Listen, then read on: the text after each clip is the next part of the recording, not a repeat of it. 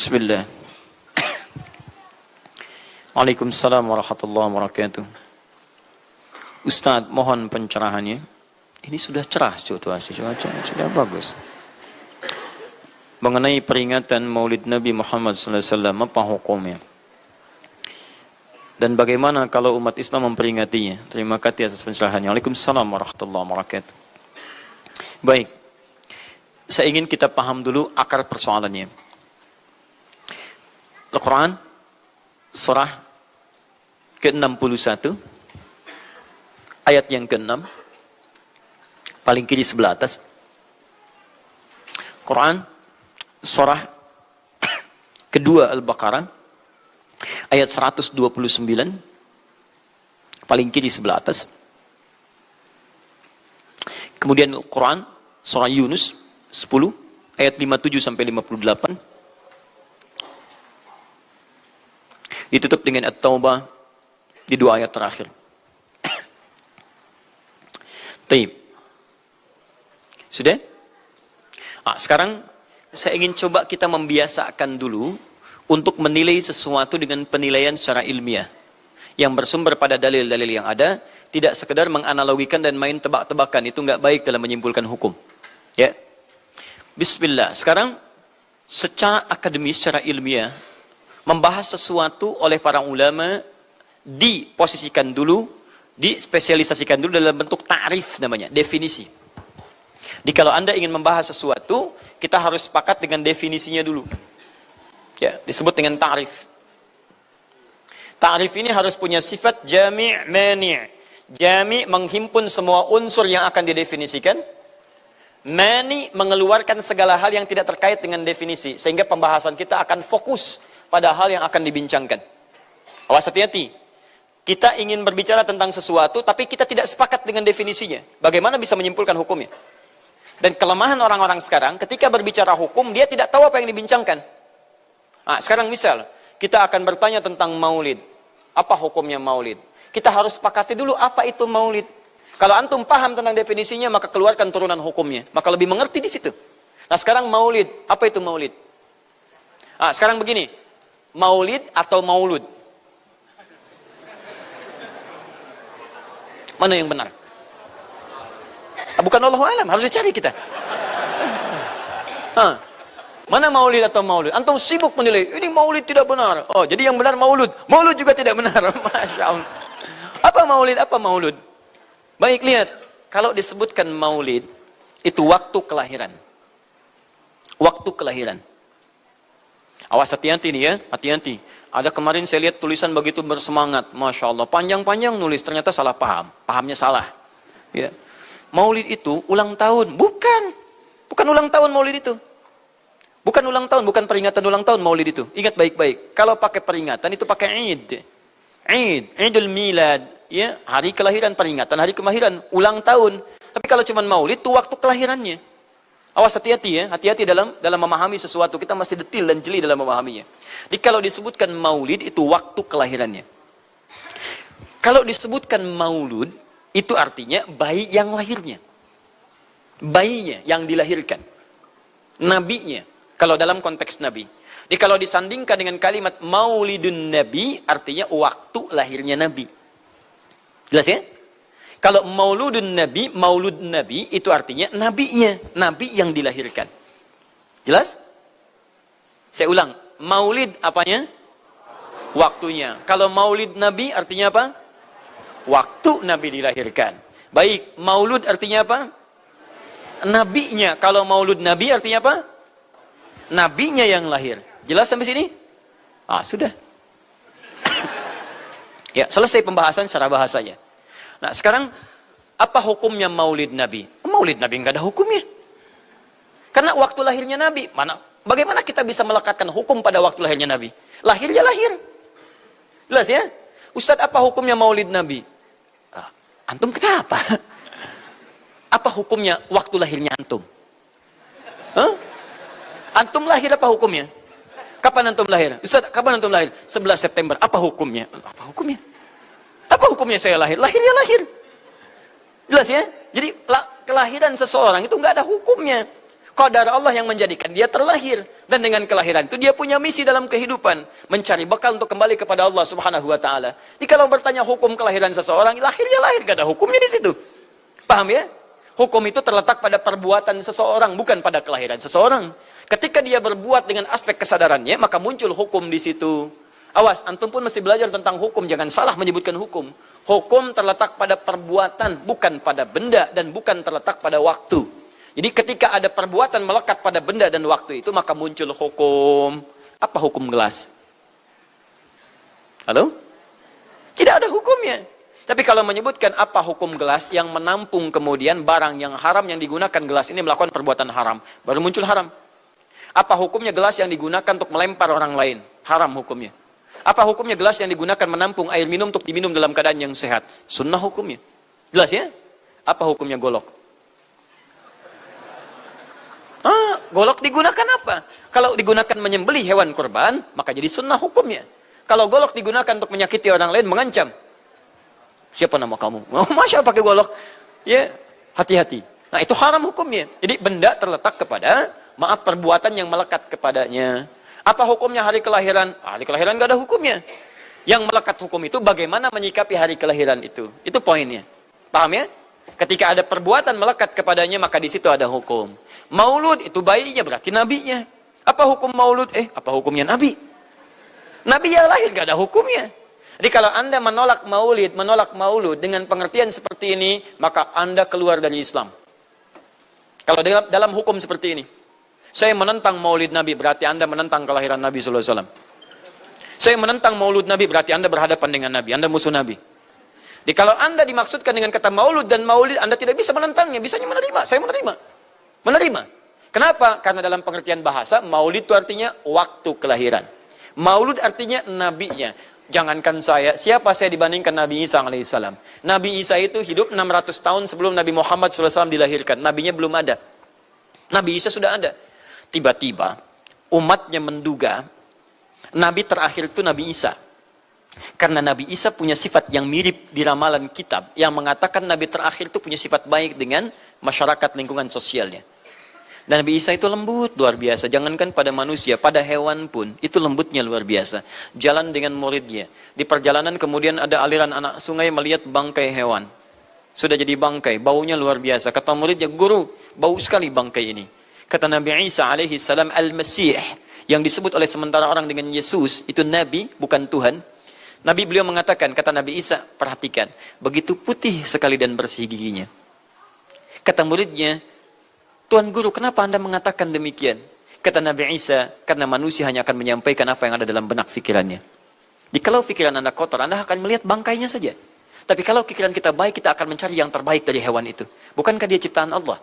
Bukankah dalam setiap ciptaan ada hikmah dan kebaikan? Perhatikan bagaimana putih bersih giginya. Jadi kalau bangkai saja bisa menjaga kebersihan gigi, kenapa kamu yang masih hidup tidak mesti? Ya minimal kamu jaga perasaan. Minimal jaga perasaan, kan? Tapi itulah luar biasa.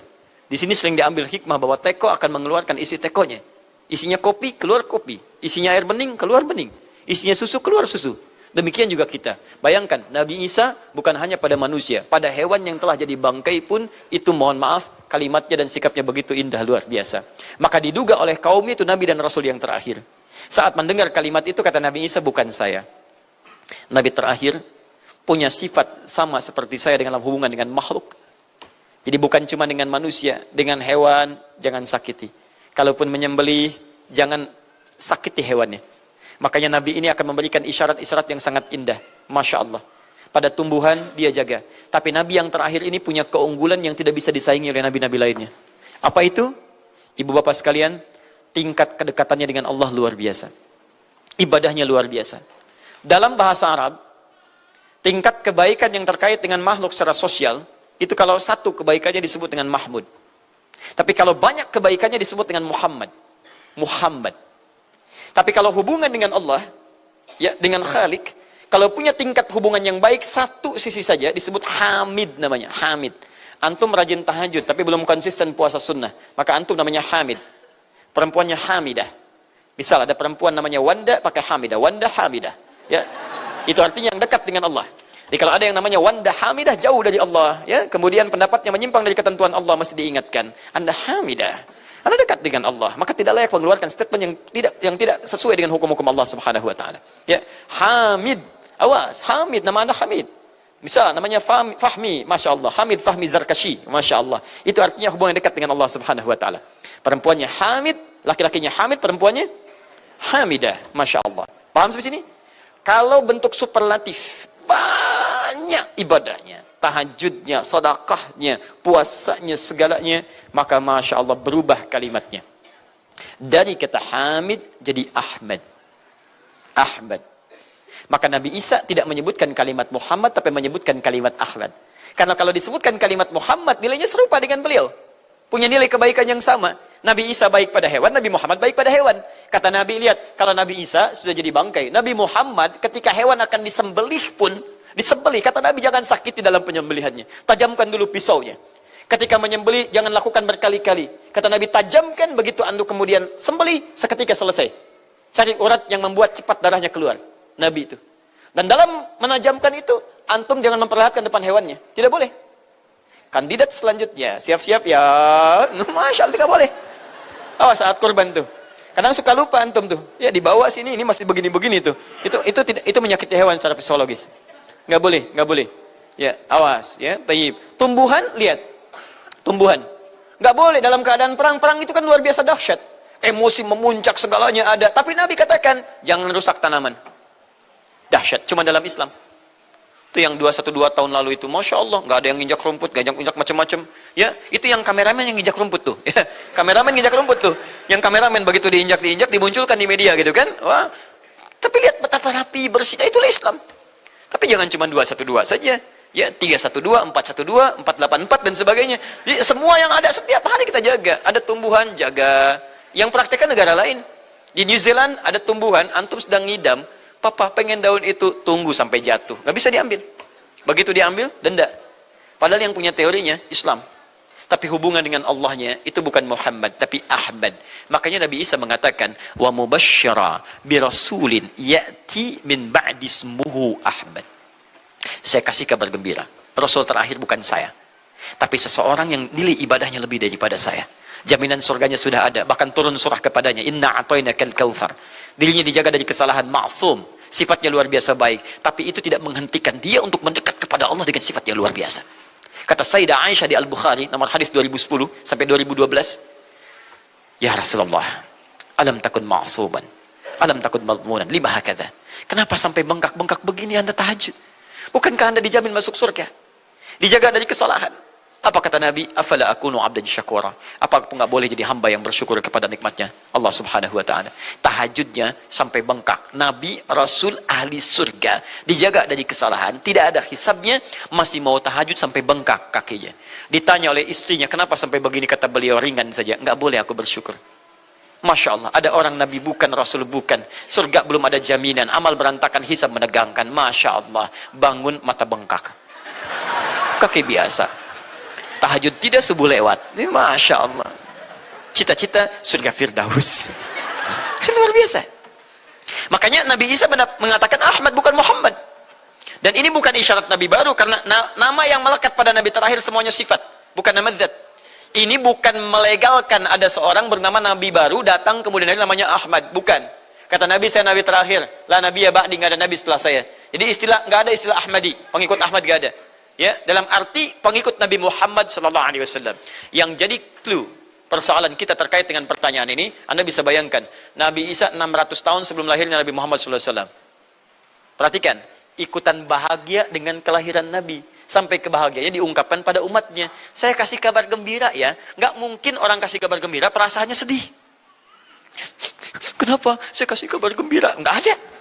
Kasih kabar gembira itu dalam keadaan bahagia hatinya. Kalaupun menangis, tangisan kebahagiaan.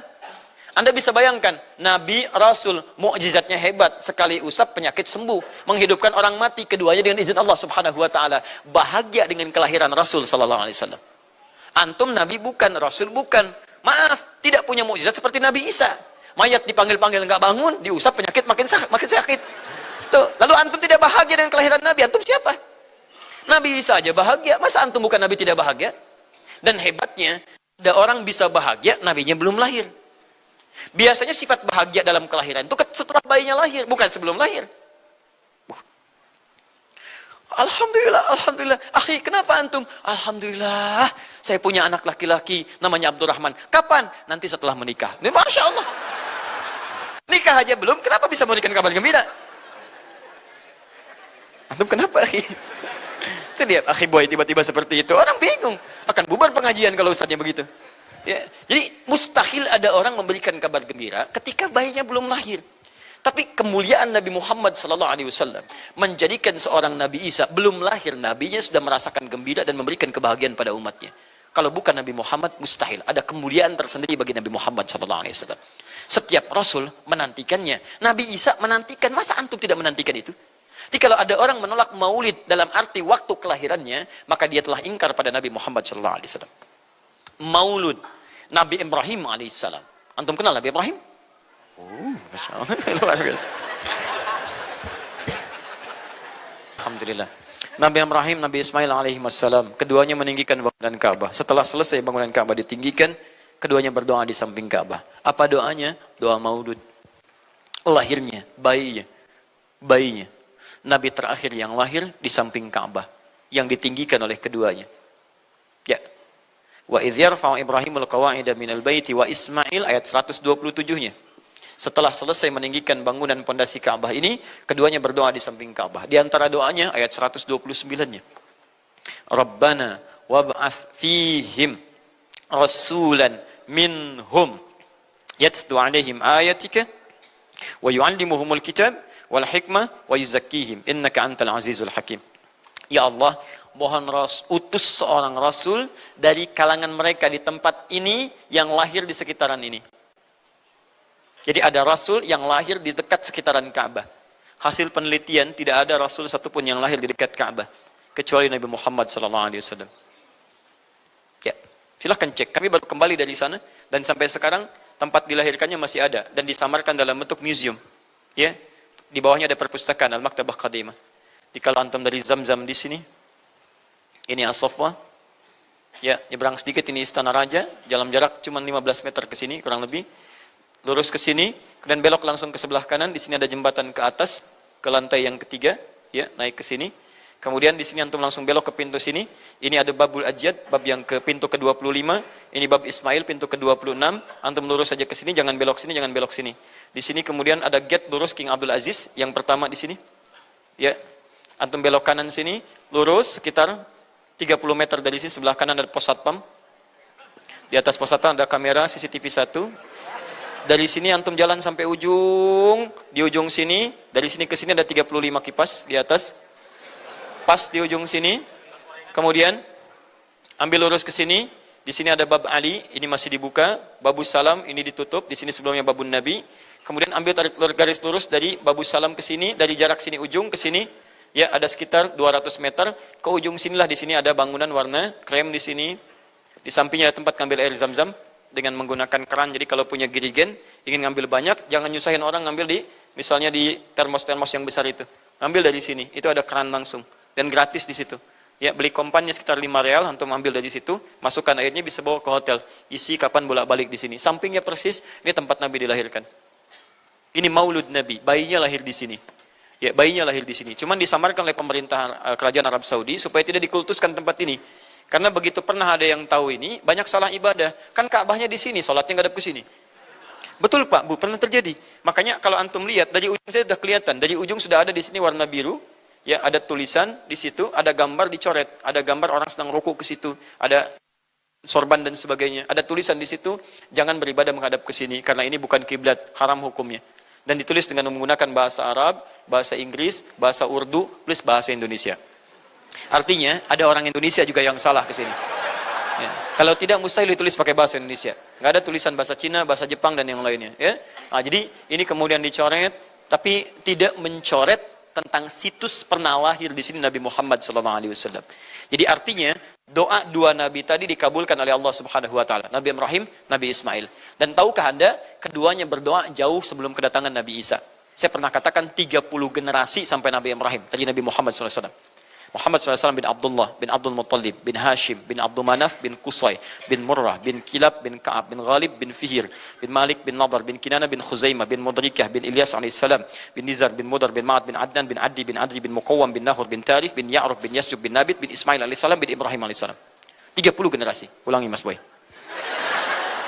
30 generasi. Dari Nabi Ibrahim sampai Nabi Ismail alaihi wassalam, ya sampai kemudian ke Nabi Muhammad sallallahu alaihi wasallam. Anda bisa bayangkan enggak? 2 orang nabi, 2 orang rasul. Gelar yang pertama Ibrahim alaihissalam Khalilullah, yang paling dekat dengan Allah. Jaminan surganya ada. Nabi Ismail disebut dengan gulamun halim oleh Al-Quran, yang paling perasa, yang paling dekat dengan Allah subhanahu wa ta'ala. 2 orang nabi, paling dekat dengan Allah, disayang Allah, dijamin masuk surga. Inspirasi kisahnya sampai kita ke sekarang, mendoakan kepada Allah tentang maulud Nabi. Sehingga lahirnya Nabi Muhammad SAW 30 generasi setelahnya. Antum, Nabi bukan, Rasul bukan, tidak sedekat keduanya dengan Allah, jaminan surga nggak ada, hisab menegangkan, amalan berantakan. Kisah hidup antum belum tentu jadi inspirasi di masa depan. Sekarang pun tidak. Tiba-tiba antum menolak maulud, antum siapa? Kalau antum menolak maulud, berarti antum menolak Nabi SAW. Dalam pengertian baiknya. Jelas ya? Jadi kalau kemudian ada disebutkan maulid dan maulud, itu artinya maulid waktu kelahiran, maulud bayi yang dilahirkan. Sekarang, bagaimana menyikapi maulid dan maulud itu? Saya tahu nabinya dilahirkan, nabinya sudah ada. Jelas ya? Maka kemudian saya pun tahu waktu kelahirannya. Bagaimana kemudian menyikapi itu semua? Maka Masya Allah, Quran surah ke-11 tadi, 10 tadi, Yunus, ayat 57 sampai 58.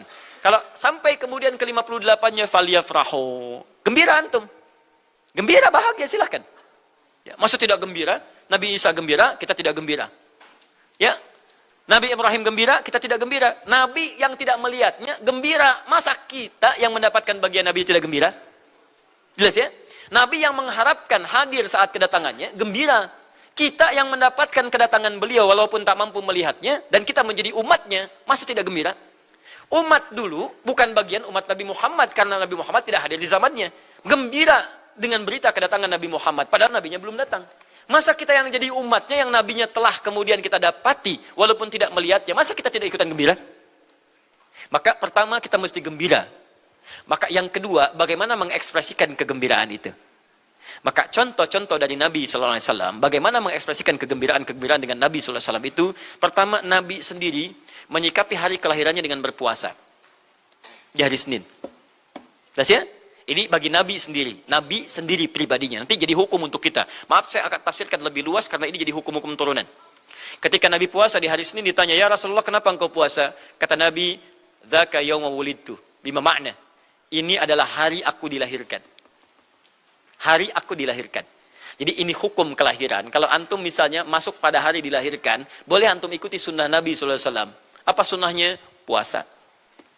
Puasa. Kenapa puasa? Nabi SAW mencontohkan puasa. Hari Senin beliau puasa. Ketika antum puasa Senin, bukan cuma puasa sunnah, tapi ada nilai di situ. Nah, kalau hari lahirnya antum bertepatan dengan hari yang tidak diperkenankan puasa, seperti Jumat misalnya, hari kita bahagia, maka kata para ulama, ambil hikmah dari nilai puasa itu. Puasa itu kan 2 hikmahnya. 1, meningkatkan ibadah yang baik. 2, mencegah maksiat. Silahkan cek. Bukankah saat puasa ibadah antum meningkat? Silahkan cek. Saat puasa. Jangankan yang fardu, yang sunnah dikejar kan? Jangankan Quran yang dibaca, Al-Quran dibolak-balik. Maksiat ditekan. Tidak ada orang puasa maksiat. Tidak ada. Ya, bahkan pelaku maksiat pun saat puasa, libur maksiatnya. Minimal takut batal puasanya. Jangankan maksiat, maaf, mencela orang pun dia tahan, berdusta dia tahan. Jam 5 bu, tinggal 1 jam mau buka, dicela orang habis-habisan. Oh, nggak balas dia. Kenapa nggak balas? Kan biasanya antum keras. Habis maghrib, habis maghrib, luar biasa. Habis maghrib tuh, begitu maghrib lupa, habis maghrib lupa. Ya, kenapa? Dia jaga. Jadi hikmah orang puasa itu kalau sudah puasa, ibadahnya meningkat, maksiatnya hilang. Jadi kalau antum ikut rajin puasa, ibadah tidak meningkat, maksiatnya tetap ada. Ada yang salah dengan puasa antum. Makanya ketika datang hari kelahiran, sebetulnya yang paling tepat, kalau antum bertepatan dengan waktu-waktu sunnah puasa, antum puasa. Senin, antum puasa. Tapi kalau tidak bertepatan dengan waktu itu, hikmah puasa yang antum ambil. Antum koreksi diri sampai dengan hari kelahiran itu, berapa banyak ibadah sudah antum kumpulkan, berapa maksiat antum harus tangisi. Itu hikmah terbesarnya. Bukan rame-rame. Tiup lilinnya. Masya Allah, lilin ditiup, maksiat terus muncul. Apa faedahnya? Kasihan lilin tuh, udah dibakar, ditiup. Dengan antum yang salah. Paham ya, teman-teman sekalian? Nah, sekarang bagaimana para sahabat menyikapi kelahiran Nabi sallallahu alaihi wasallam, kedatangan Nabi sallallahu alaihi wasallam, dan menyikapi keberadaan Nabi sallallahu alaihi wasallam. Bukan cuma lahirnya, tapi setiap kedatangannya. Nabi datang dari Madinah, dari Mekah ke Madinah disambut oleh para sahabat yang ada di sana. Nabi datang dengan perang Tabuk, dari perang Tabuk disambut oleh para sahabat di sana. Tala al-badru alaina min thaniyatil wada'i, wajaba syukru alaina madhalillahi da'i. Masya Allah, disambut dengan madid. Bukti kesenangan mereka kepada Nabi sallallahu alaihi wasallam. Ada yang memuji Nabi sallallahu alaihi wasallam seperti Hasan bin Thabit, buat puisi-puisi memuji Nabi. Seperti Zuhair bin Abi Salma, tadinya musuh Nabi, begitu masuk Islam memuji Nabi sallallahu alaihi wasallam. Ada yang lagi kemudian menghormati Nabi dengan kedatangannya, dengan mengikuti Nabi kemanapun. Nabi mencontohkan, amalkan. Nabi mengajarkan, ikuti. Masya Allah. Begitu Nabi meninggal, diabadikanlah kemudian nilai-nilai penghormatan itu. Ada yang menulis sejarah tentang Nabi. Ada yang menulis pujian kepada Nabi dalam bentuk sholawat. Ada yang menulis tentang amalan-amalan Nabi. Ada yang menulis tentang pengajaran-pengajaran Nabi. Dikumpulkan dan sampailah itu kemudian kepada kita semuanya. Dan itulah cara terbaik menyikapi tentang maulud dan maulid. Apa cara terbaiknya? Keluarkan ayat-ayat Qur'annya. 1. Quran surah ke-33 ayat 21-nya. Laqad kana lakum fi Rasulillahi uswatun hasanah. Sungguh ada pada diri Nabi sallallahu alaihi wasallam suri teladan terbaik untuk kita. Maka jika antum misalnya hadir momentum kelahiran Nabi sallallahu alaihi wasallam, maaf, biasanya kalau ada momentum-momentum tertentu orang bersemangat untuk mengingatnya. Silahkan cek. Hari pahlawan, ingat para pahlawan. Hari pahlawan berakhir, tidak ingat lagi. Hari kemerdekaan, ingat sampai pinang dipanjat-panjat. Ya, begitu dipanjat, kenapa panjat pinang? Masya Allah, menghormati pahlawan. Hari pahlawan sampai naik panjat pinang. Luar biasa. Ada yang tarik tambang, ya, menghadirkan energi para pahlawan. Antum bisa bayangkan, momentumnya ada. Begitu hilang itu semua, tiba-tiba hilang lagi kemudian ingatan kita. Artinya, selalu ada momentum untuk mengajak kita mengingat sesuatu. Begitu Ramadan, ingat lagi amalan. Hilang Ramadan, hilang lagi kemudian amalan. Nah, jadi apa yang terbaik dihadirkan? Ketika ada momentum itu, maka para ulama kemudian mencoba untuk menampilkan nilai-nilai tadi untuk mengembalikan kita pada tuntunan Nabi sallallahu alaihi wasallam. Maka ditulislah kemudian sirah-sirah Nabi, disampaikan untuk mengenalkan Nabi Muhammad sallallahu alaihi wasallam. Mumpung mereka ingat, disampaikanlah pengajaran-pengajaran tentang Nabi, disampaikan ada pujian-pujian salawat kepada Nabi. Kalau yang dimaksudkan tentang nilai-nilai ini, maka dari dulu sudah ada. Sudah ada. Dan yang sudah ada ini tidak dibatasi dengan waktu. Bukan muncul Rabiul Awal saja. Rabiul Awal ke Safar, datang lagi itu. Safar sebelumnya Safar, Rabiul Awal, kemudian ke Rabiul Akhir, muncul itu. Ke Jumada, muncul itu. Jadi maulid itu tidak dibatasi dengan waktu. Setiap waktu itu maulid. Maulud tidak dibatasi dengan waktu. Setiap waktu itu maulud.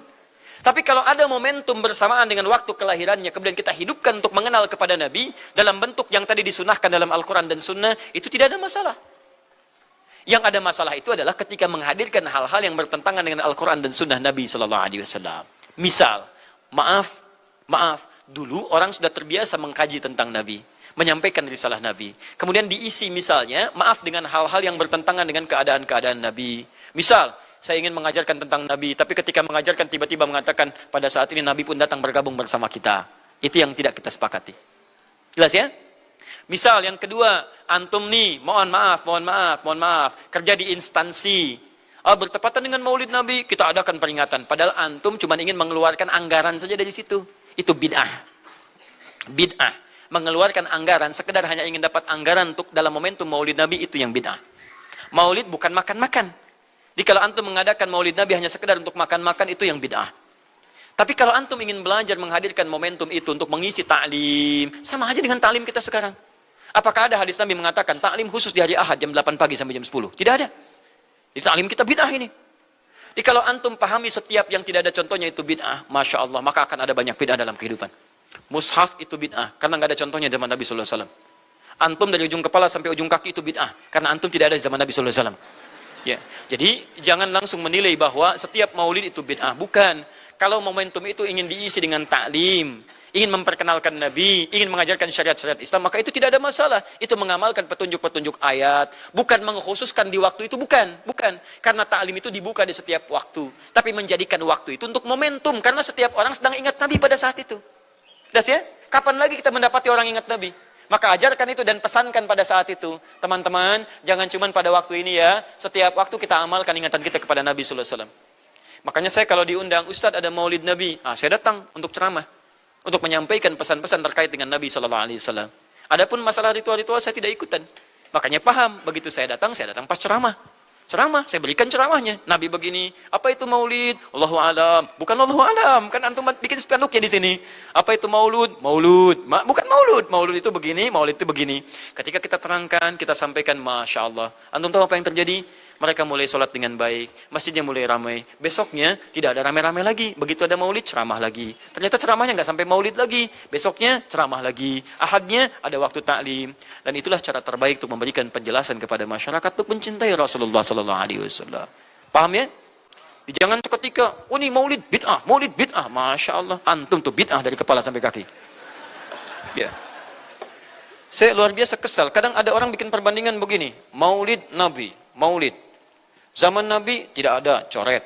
Zaman sahabat tidak ada coret. Zaman tabi'in tidak ada coret. Zaman ini ada. Oh, lalu diserupakan yang ikut-ikut ke sini. Antum kalau mengamalkan hukum seperti ini fatal. Zakat pakai beras.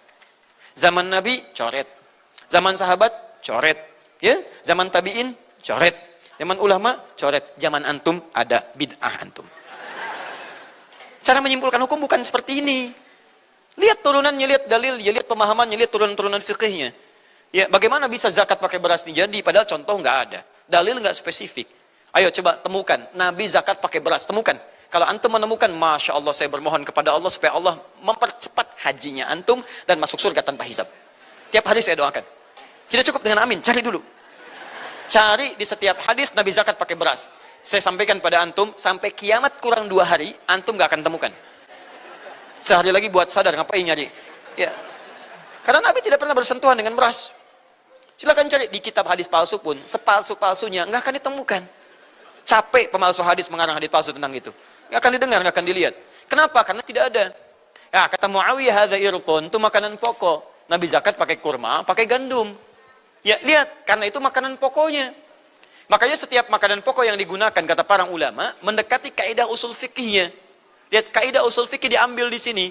Setiap yang punya keserupaan dengan itu, sekalipun teksnya tidak jelas langsung menunjuk, itu ada isyarat, namanya qarinah namanya. Kalau ada isyarat menunjukkan kepada itu, maka boleh digunakan sebagai alternatif lain dari makanan pokok yang tidak didapati di masa kita dengan generasi yang berbeda.